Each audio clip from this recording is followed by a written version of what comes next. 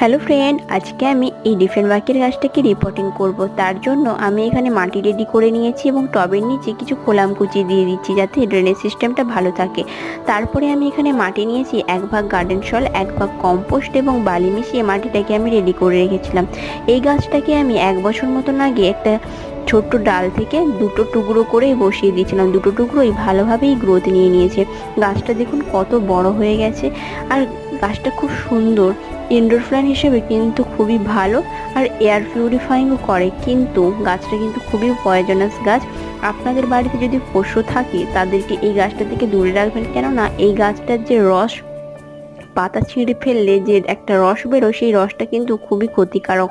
যাদের অ্যালার্জি আছে তারা কিন্তু এই গাছটা থেকে অবশ্যই দূরে থাকুন। এই গাছটাকে দেখলে মনে হয় কিছু মানুষের কথা, ঠিক কচু পাতার মতো, বাইরেটা সবুজ ভিতরটা চুলকানিতে ভরা। এই গাছটা ঠিক তেমনি।